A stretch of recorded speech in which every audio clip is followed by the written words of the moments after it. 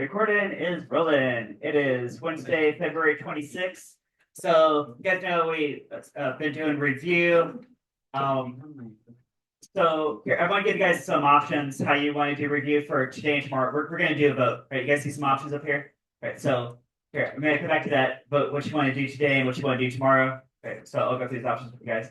You guys remember couple harmonic motions quiz and also the fluids quiz. Those are two different quizzes. I want to get back to you guys. Most of you guys turned these in weeks ago. Right, but if you haven't yet, then here's the final call for those. Also, there's rocket launches all the time. We're really lucky to live in Bernard. We've got all these rocket launches. There's one tonight at 7:16 p.m. that is going all the way to the moon. Yeah, so if you want to see a rocket go to the moon, there you go. That should be tonight. All right. So review for today. The options are going to be. I can keep going through these posters just like we did yesterday. So this is the last one you guys saw yesterday. I can pick up from there and throw you guys some challenge questions. You guys have your notes out. I can walk around and see if you guys are solving these, right? Which is, I think is a good way to do this. Probably do a lot more of this anyway. Let's look back through here. Kahoot. You guys don't get a whole lot of Kahoots just because we got so many other things going on for AP, but I could dig up some old Kahoots. We could do that way. That could be a little bit change of pace. Right. And then for tomorrow, again, could do more posters. I could pull up an old FRQ if you want me to pull up an old FRQ. What I'm thinking too is most of the big labs we did last semester, and it might not be a bad idea to have you guys go back and redo some of those labs. Like instead of me printing out a table, I could just give you guys a blank piece of paper and a question, and then say go figure out everything because that's more kind of what AP would have you do, stay on a FRP. Also, some of these labs, like the car and incline lab, actually split you guys up into different experimental groups. So if you had a second shot at that, maybe you could be in a different type of experimental group than you run first round. Okay. All right, so there's a bunch of ideas. All right, so you guys ready to vote on how you want to continue this review? All right, so first let's vote on today. Do you want to keep doing posters just like yesterday, or do you want to do one of these Kahoots? Right? All right, let's see. Show of hands. Who wants to do what we'll do majority rule here? Who wants to do more posters just like yesterday? More posters. We got 1, 2, 3, 4, 5, 6, 7. All right, so 7 on posters. Who wants to do a Kahoot? Got 1, 2, 3, 4, 5, 6, 7, 8, 9, 10. All right, 10 to 7. We'll do one of these. All right. Now, what do you guys want to do for Kahoot? I can pull up linear motion and projectiles, kinematic questions. We could go straight into force, laws, motion, dynamics.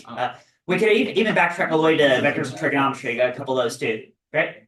So, show hands. Who wants to start with? Actually, here. If I do everything in order, actually, maybe we'll start with the third one. Let's start with B3. Okay. So, guys, show hands. Who wants to do one on vectors trigonometry? Vectors trigonometry. We got 1, 2, 3, right, 4. All right, so 4 on this one. Who wants to do kinematic? All right, got 1, 2, 3. All right, who wants to do dynamics? So 1, 2, 3. Okay. All right. So, all right. So here, I'll pull up some vectors and trig then. All right, we'll do that. All right. How about for tomorrow? Actually, let me get this pulled up so that you guys can, so I can get a code for you guys, and then we'll vote on the one tomorrow, so we can get multiple things going. All right. You guys got your laptops pulled up? You guys got. Oh, there. Thank you. All right, you guys got laptops pulled up.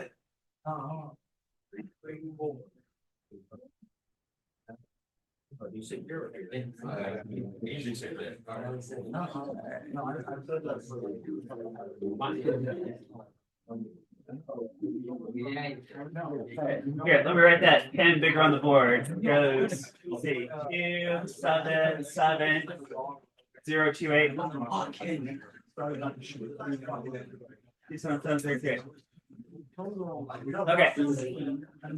While you guys are hopping on that, the pin is on the board a lot bigger, so you can see it better there.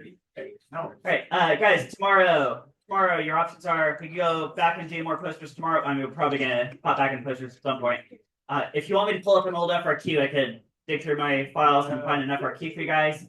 And option C is what we can do lab. I got some sub options there. Right. So show hands tomorrow. Who wants to do posters tomorrow? Posters tomorrow. I got 1, 2, 3, 4, 5, 6, 7, 8, 9. Okay, 9 votes on posters. Who wants to do an FRQ? FRQ. Go. 1, 2, 3, 4, 5, 6, 7, 8, 9. Ooh, 9 to 9. Okay, so we're tied 9 to 9 here. Who wants to do one of these old labs again? Lab. Who wants to do a lab tomorrow? Oh, and here, we can do card incline or Wait, the ball did you say launchers. posters? Huh? Did you say posters? Yeah, that was one option. Yeah, I'll put my vote in. Okay. All right. So we can do an old card incline lab again, or we could break out the ball launchers again. Who wants to do lab? Who wants to do lab? Got one. Okay, so one. Okay, so let's all right, so we only got one vote back on labs again. All right, so it's close between these two. Here, we might do one of these on Thursday and one of these on Friday, because it's pretty close split between A and B. All right. So you guys get with what we're doing? Okay, so we'll do Thursday, Friday, we'll do posters and FRQ. I'll arrange that somehow. Okay. But for now, all right, got Kahoot on. All right, this is gonna be on vectors, components. All right, you guys got calculators out? You guys ready with sine and cosine?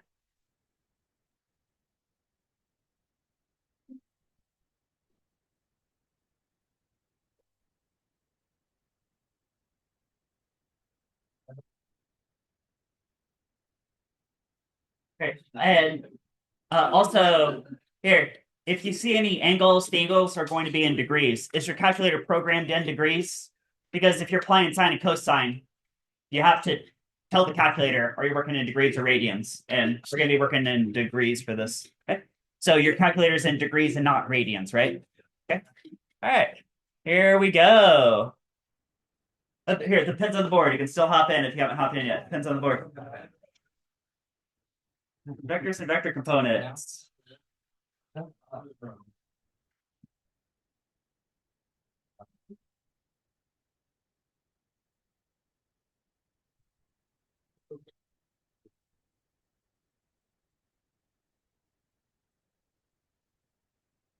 Did you guys type 100 times what?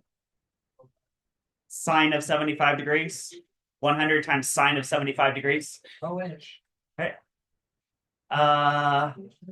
Okay. Most of you guys got that, but here, wait, draw this out in case you missed that. So you guys did. Okay. So got this tall, skinny looking triangle, which is really a vector split into these XY components. Okay. For example, here, this could be an application of this. Suppose you have some object and you gave it a push in this direction. You say, well, how much is it being pushed to the right, which is a little bit, how much up the page, which is most of it. So this is 75 degrees right here. Okay. There, you had 100 units here. No, that could be 100 Newton. Wait, what was on the? What's on this thing? Well, that was meters. Okay, that was meters we were doing. Okay, but some kind of unit. Now, if you're doing 100 meters, that's like I'm walking kind of northeast-ish, 100 meters, but it's mostly north and only a little bit east. Okay, how much north? How much east? So this side here, wouldn't that be 100 meters times sine of 75 degrees? And that works out to 96.6 meters. Okay, so that's how much you change your latitude. Right, so you went that far north. All right, got points on the board.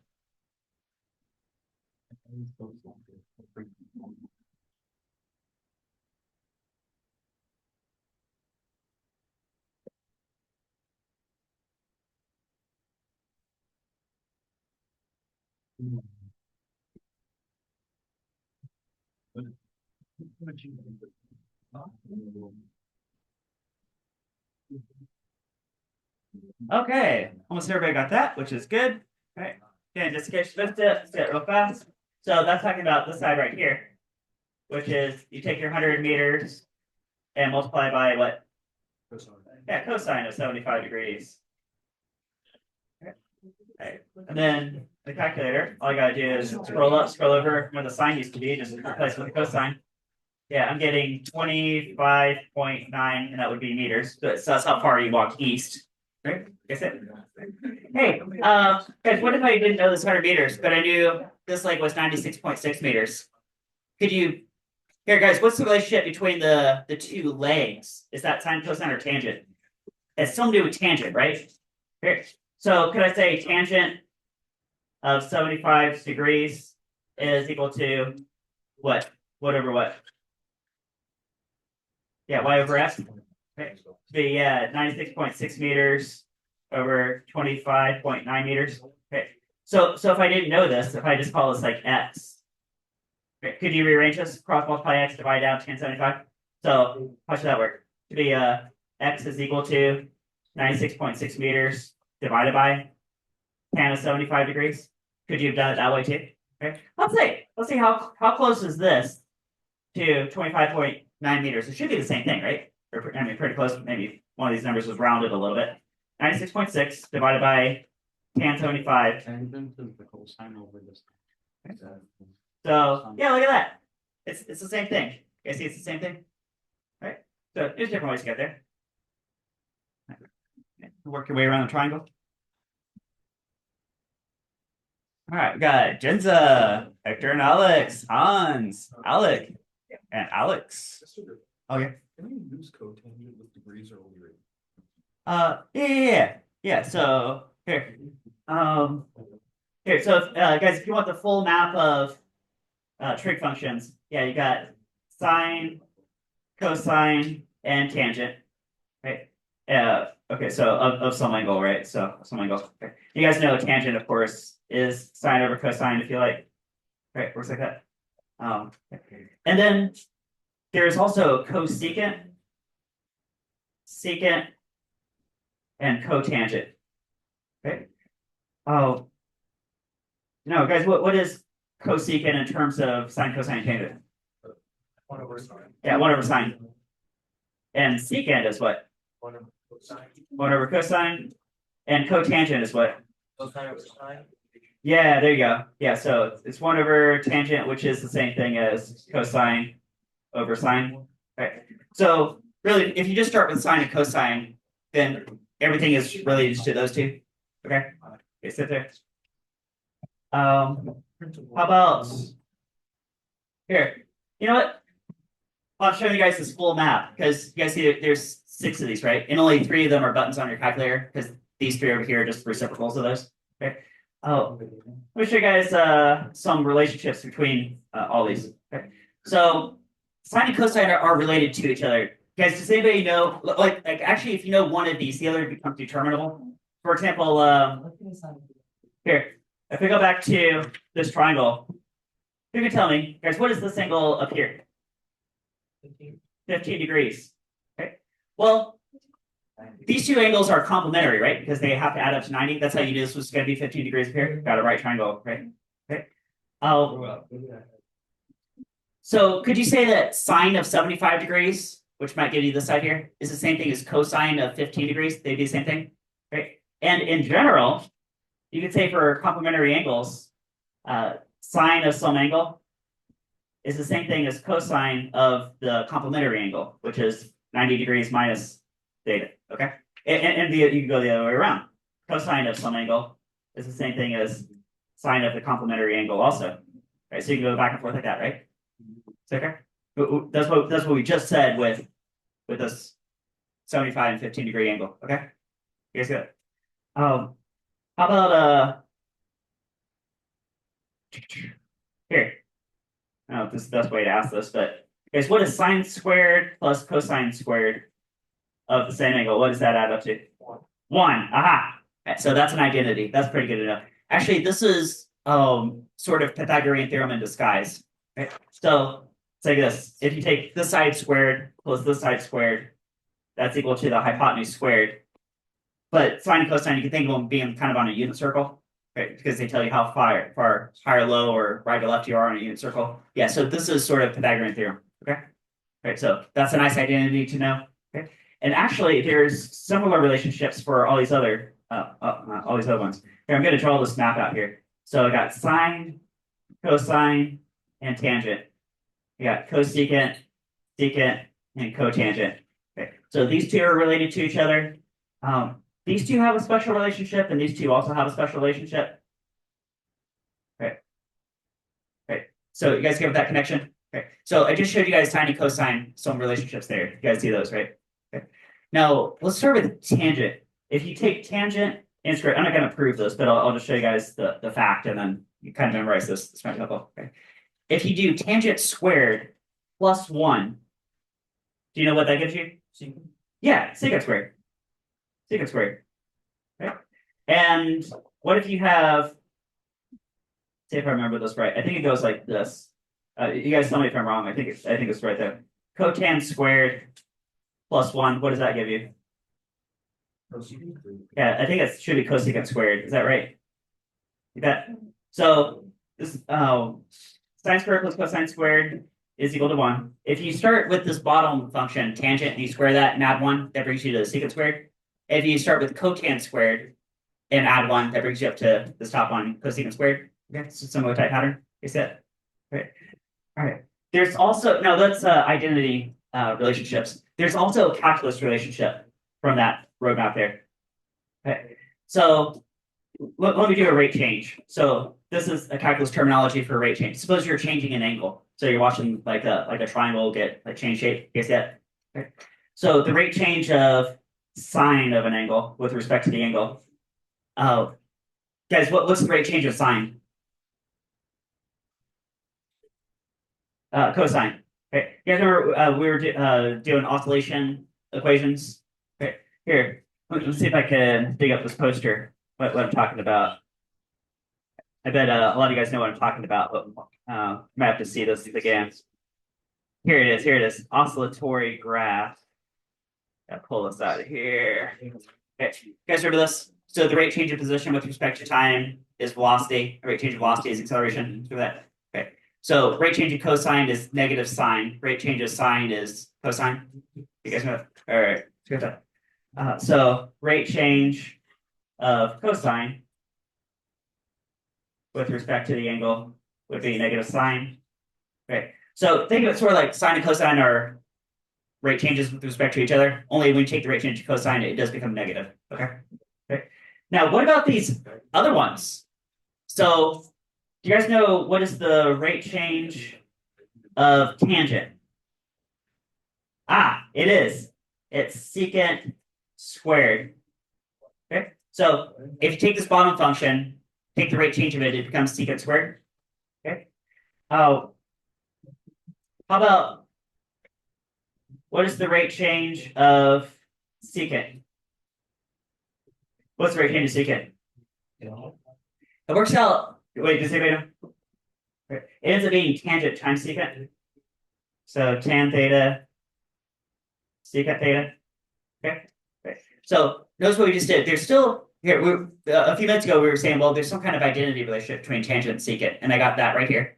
Okay. Now we're saying if you take rate changes, which is a calculus concept. So if you take calculus, some of you guys might see this. Okay. If you start with tangent, which is on the bottom here, it turns into secant squared. So it's like something that's trying to float to the top. But if you start with secant and take the rate change, it ends up being tangent times secant. Except, and it's the exact same pattern for this relationship here, except that it's becomes negative.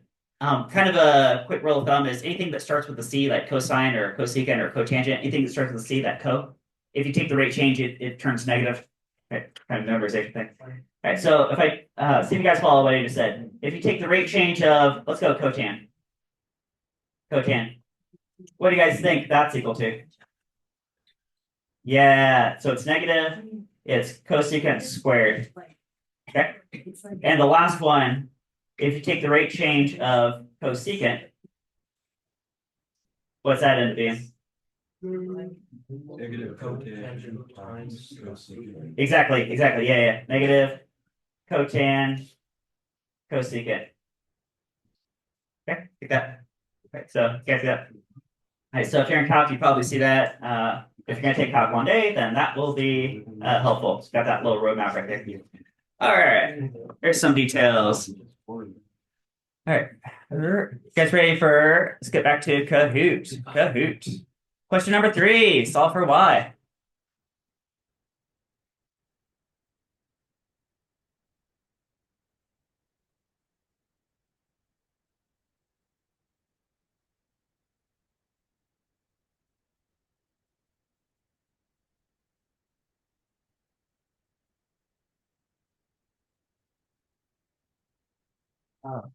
All right. All right. So you guys got that.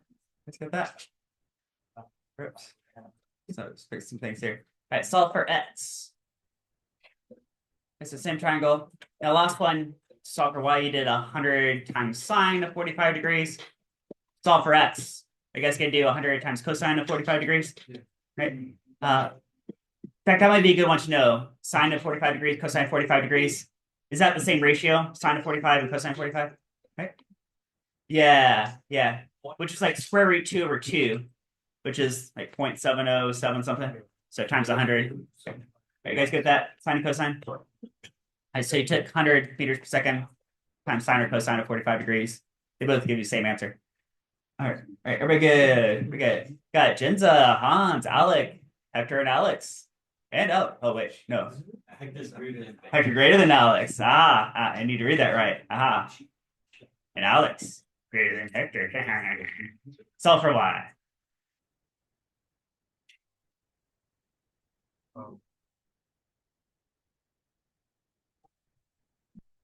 Ooh, did you guys play off sine of 30 degrees?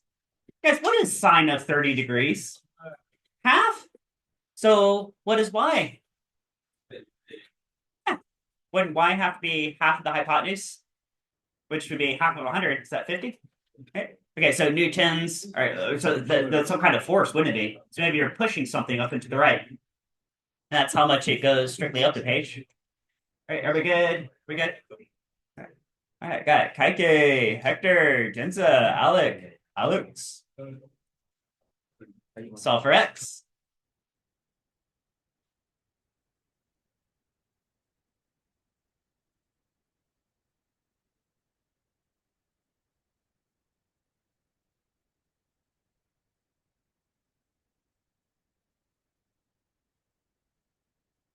You guys do 100 times cosine of 30 degrees?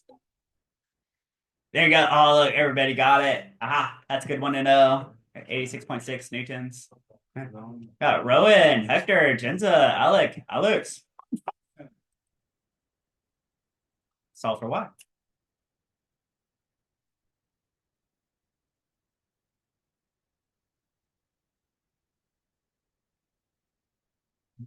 Ooh, does that look like maybe a block sitting on an incline? Maybe it weighs 100 newtons, and y could be the component trying to drag it along the incline. You guys do 100 times sine of 40 degrees? Is that what you guys did? 100 times sine of 40 degrees? Okay. All right, so sine flips over opposite from hypotenuse to opposite. All right, Gribble, Jinza, Hector, Alex, still on fire.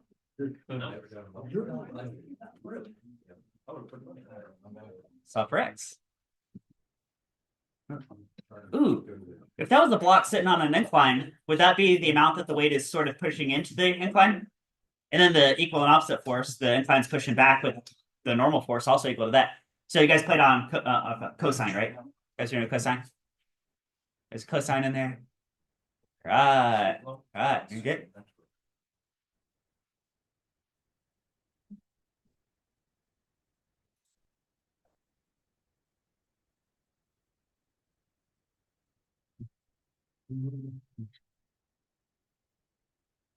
You guys do 100 times sine of 60 degrees. Okay, 100 sine 60 degrees. Which you might notice, guys, is that the same thing as 100 times cosine of 30 degrees? It's the same thing. Because 30 degrees, 60 degrees are complementary. Got Jenza, Gribble, Hector, Alex.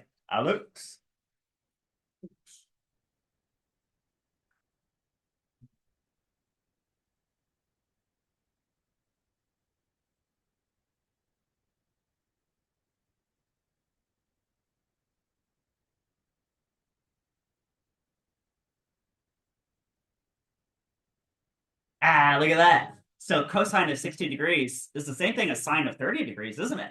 Yeah, it's like that. Half of 100 is 50. Okay. All right, we're good. We're good. All right. Got Rowan, Gribble, Hector, Alex. Ooh, solve for theta. Ooh.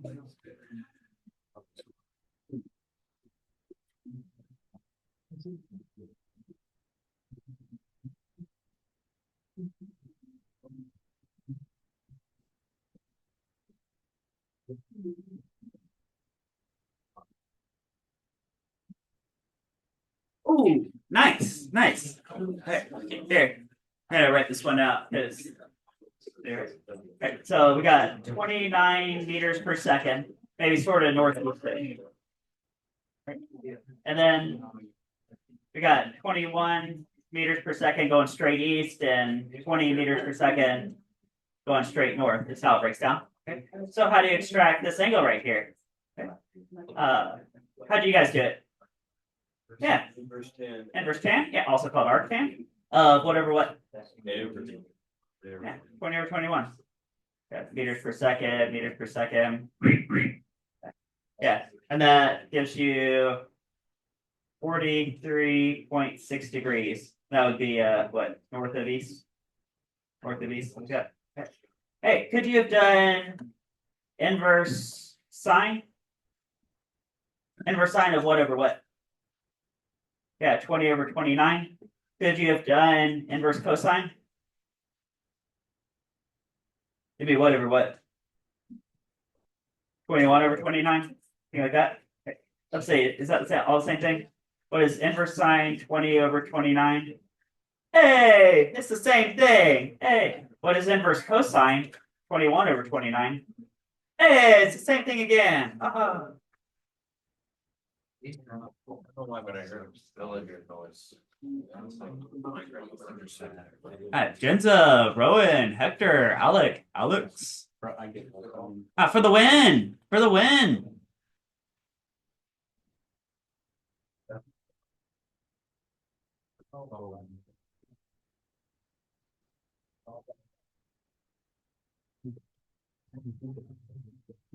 So, did you guys possibly do inverse tan 13 over 84?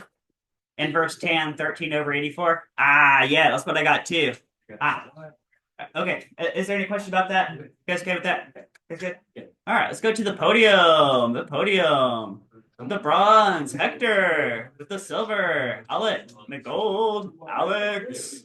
Oh yeah. Oh yeah. All right, nice. Okay, we got about 20 minutes. You guys want to do linear motion? Yeah. All right, let me pull up a linear motion. Here's a linear motion.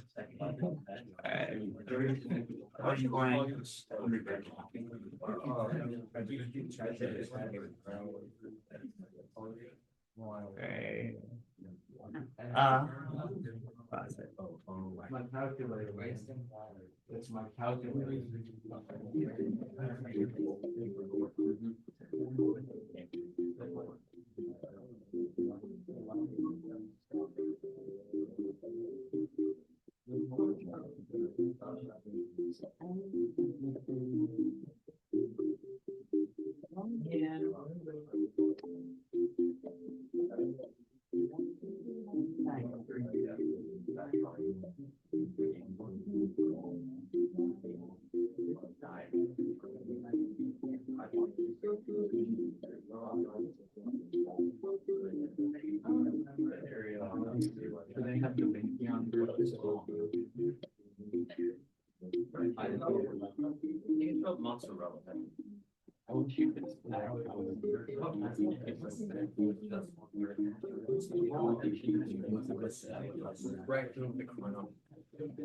You guys in a who's ass? All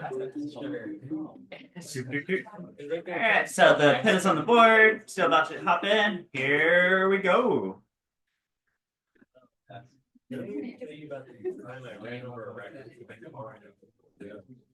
Very sad. I'm on my way.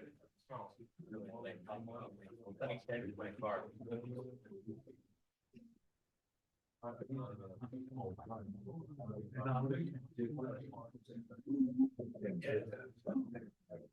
Yeah, so some kind of distance related to time, and this would all work. Possible unit of speed. Points on the board. Object is 5 meters in the first second, 5 meters in the next second, 5 meters in the third second. What is the acceleration?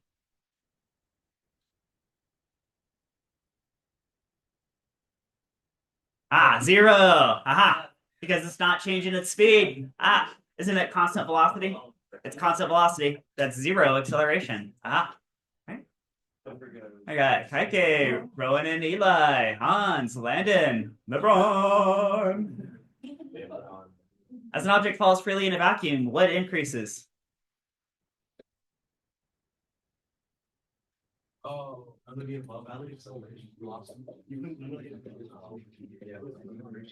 Yeah, velocity. Yeah. Right. So in a vacuum, shouldn't acceleration be pretty much constant? Right. But if you do consider air drag, what actually happens to the acceleration? Yeah, it should actually decrease. And at terminal velocity, guys, if there's significant air drag, suppose you open a parachute. At terminal velocity, what's your acceleration equal to? Zero. Ah, so maybe it starts about 9.8 meters per second squared and kind of tapers off slower. But yeah, normally we ignore air drag. We'll call acceleration constant. So velocity would be increasing. Ah. Okay. Mr. Griffey. I'm back. Somebody burned my end. Rowan and Eli, Jenza, Hans. Ball thrown straight up in the air, caught when it comes back down. There's no air resistance. The speed when caught is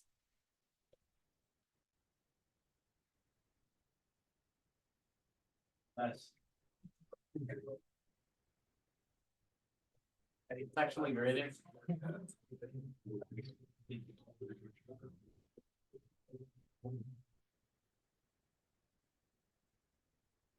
yeah, they got. Okay. That's true if there's no air drag, absence of air resistance. Because if there was significant air drag, then the answer would have been what? Yeah, would have been the blue one. The answer would have been the blue one if there had been air drag. I don't think you can really get the gold one though. Not Well, let's see. LeBron is back. Heike, Mr. Griffey, Genza, Hans. Still on fire. Ball thrown upward, rises and falls back to the floor during this time. Acceleration as always.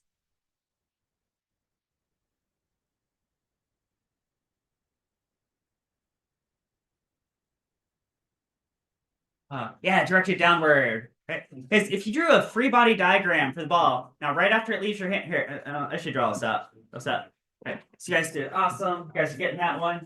Okay. Let's do a free body diagram for the ball. Let's say you're here. You have a really long arm, I guess, and you just threw the ball straight up, and you're watching this thing, and here, looks kind of like a parabola type motion, just because maybe I'm spacing out. This is a time axis on the horizontal, so I got some time taken along. You guys got that? Okay, but really, you just threw the ball straight up. Okay. Okay. Let's do a free body diagram on every one of these balls. Let's say there's no air drag. As if there's no air drag. What's the free body diagram on the ball right here after it's left your hand? Yeah, just MG. Okay. Is that also true here? Yes. And here? Yes. Doesn't every one of those balls have the exact same free body diagram? Okay. So okay. So they're all supposed to be the same magnitude. It's just the weight, right? Okay.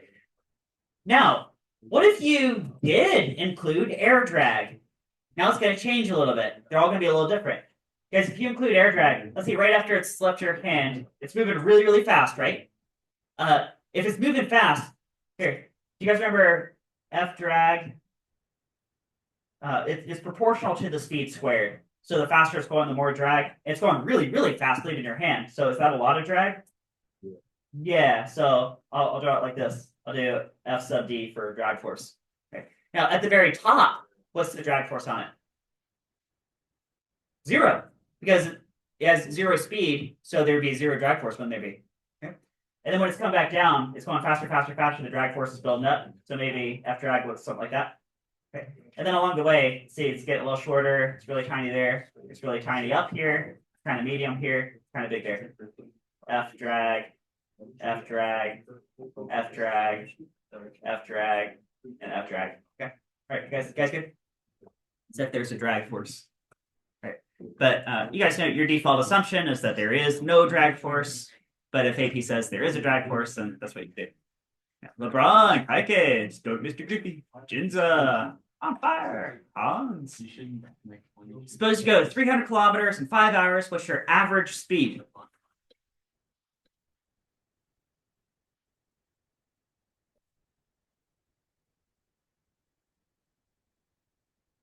Yeah, 60 kilometers per hour. Okay. Hey guys, so those three kinematic formulas, the numbers that feed into those three kinematic formulas, are those average or instantaneous values? Instantaneous. Aha. Okay. So for like a road trip, you might do average, but right. All right. You're good. Ball's thrown straight upward. At the top of its path, its instantaneous speed is.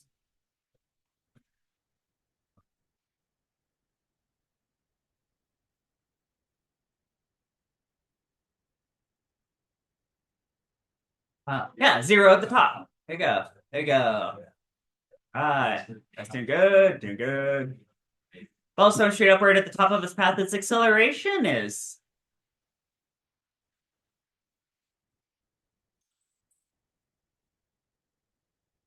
Yeah. All right, and that would be directed downward, wouldn't it? Right. From the time it leaves your hand until you catch it again, it's accelerating down at free fall. LeBron, Kike, Stoic Mr. Griffey, Jenza, Hans. Car accelerates 3 meters per second squared. How much time to pick up to 15 meters per second? Because it starts from rest, right?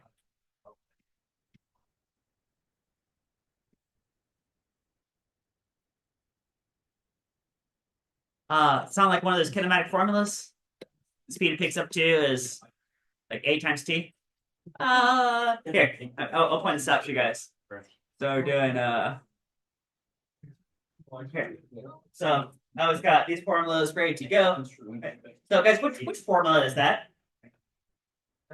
Yeah, this one right here. This one right here. Okay. Now, if you start from rest, do not, it could be 0. So you're doing 3 meters per second squared for 5 seconds, brings you up to 15 meters per second. Okay, guys got that?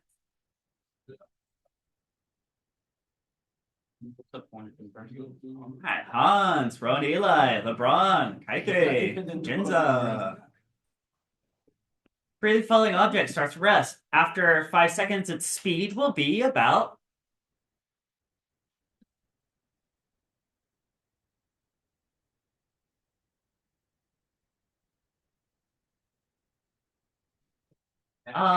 Okay.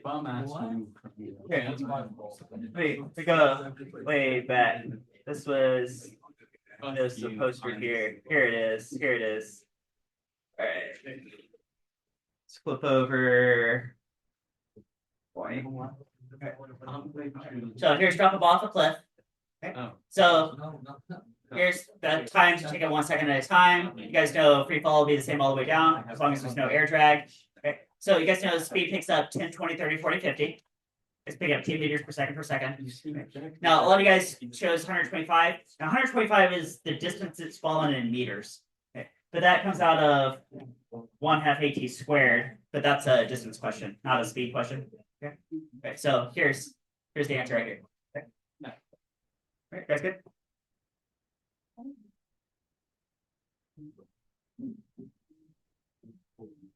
Okay, Jack, Stoic Mr. Griffey, Jenza, LeBron. When you look at the speedometer of a moving car, you see that car's.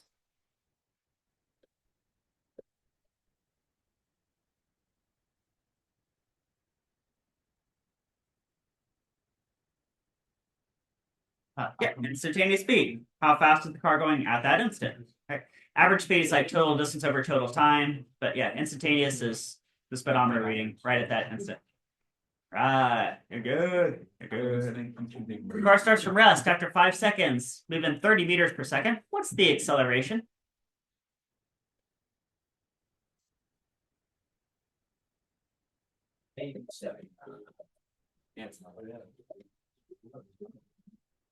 Yeah, aha. Right. So if your speedometer read in meters per second instead of miles per hour, suppose it was meters per second. Can you guys see the needle moving 6 meters per second every second? Hey, 6 meters per second, that's 6 meters per second squared. Right? Right. So V equals AT. Okay. Right. Ron, Eli, Jack, Jinza, Stoic Mr. Griffey, LeBron. In a vacuum, Objects fall at constant.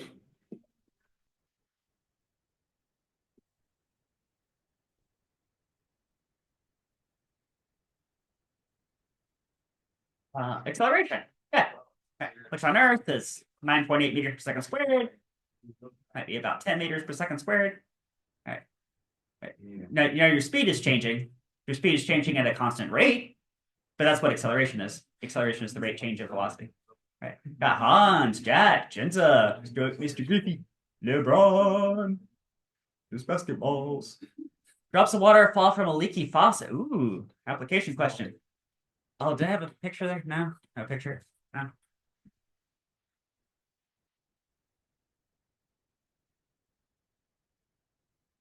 Ooh, two winners further apart.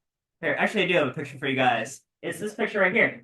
Hey, suppose this is a faucet and it's a drip of water. Bleep, bleep, bleep, bleep, bleep, bleep, bleep, bleep. See how, if there's a few drops at a time, see how they like spread out? Right, that's the idea. Right? Because every second it's going to fall further than the previous second. I've seen AP ask that question. They say why, and they want you to write down in sentence form. And the answer they're looking for, if they ask that question, like why does it spread out? They say, well, every second is moving faster than the previous second. Therefore, it will travel a further distance during the same time interval. Okay. They start down so small that it's like how much they separate from each other. Well, it's still x equals 1/2 at squared. So yeah, it still follows this pattern. Like, here, yeah. So if we're working in meters, maybe it's more obvious, but it doesn't matter. It could be over the distance of like 10 centimeters, like the height of your faucet sink. It could be the height of your sink. Right? So during the first second, it'll fall some distance, or it could be, guys. It could be whatever interval of time. During the first interval of time, it falls some distance. During the next interval of time, well, it's gonna fall further. Okay, so see if you double the time, you get 4 times the distance. Okay.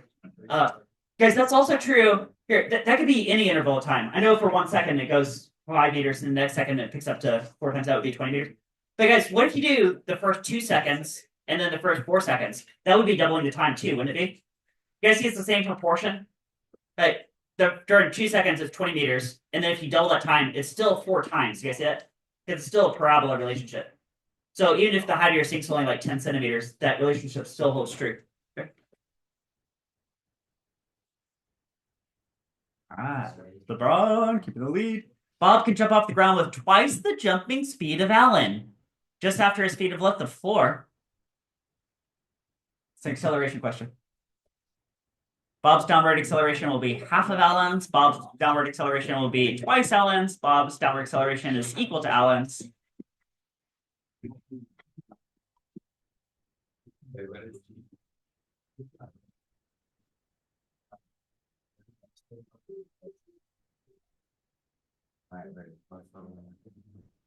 Yeah, because once your feet have left the floor, you're in free fall. So it's the same acceleration, it's just free fall.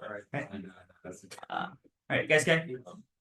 Hey guys, if you can jump twice as fast as your friend, how high can you jump compared to your friend? They don't say twice as tall. 4 times, 4 times. Now you can either prove that with those kinematic equations or with conservation of energy. Yeah, if you can jump twice as fast, you can jump 4 times the height. Okay, what is the value of G at Earth's surface?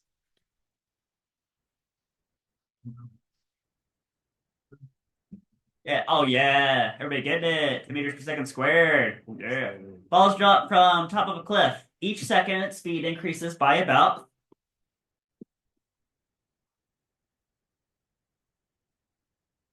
Yeah, 10 meters per second. Every second it picks up another 10 meters per second. Hans, Jenza, Jack, Mr. Goofy, LeBron. Drop a feather and a coin in a vacuum chamber, which will hit the ground first.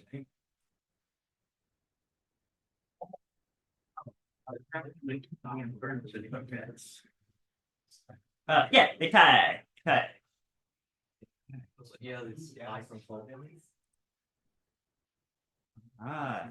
Points. Projectile fired straight up at 30 meters per second. How much time to return back to the ground?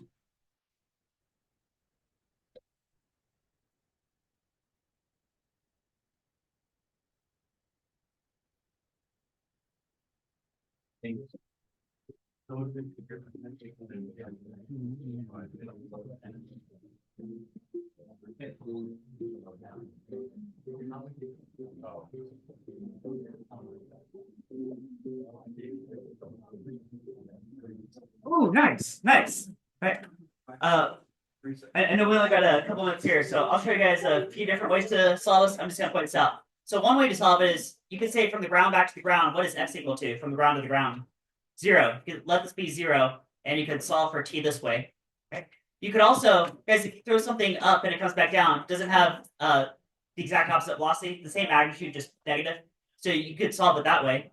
All right. Here's the third way: is you can actually play out this. If you throw it straight up at 30 meters per second, that's just the exact backwards of this. So it's like going up here. Doesn't it take 1, 2, 3 seconds to reach the peak, which is 0? And it takes another 1, 2, 3 seconds to come back down again. So add it all together, that's 6 seconds. So there's 3 different ways to navigate that. Okay. But we got one more question for the win. For the win, for the win, for the win. Suppose a jumper claims a hang time is like, I can jump off the ground and I don't land back on the ground until 6 seconds later. Yeah, right, kid. Because if that was true, that means you could jump how high? Here's a hint. It sounds hand in hand with the last question. Remember the last question? The total hang time was 6 seconds. Might help you out a little bit. Maybe. Oh, what a way to end class. Okay. Here, guys. It's also this right here. You guys remember hang time of 6 seconds means you rise for 3 seconds and you fall for 3 seconds. Okay. Which is going to correspond to a 45-meter height change. Okay. Okay. You can also navigate that with these formulas. It's 3 seconds up, 3 seconds down. So if you drop something for 3 seconds, okay. Let's see. All right, podium. Got Stoke, Mr. Griffey, Jack, and LeBron. All right, nice job, guys. You guys have a good day. Good day.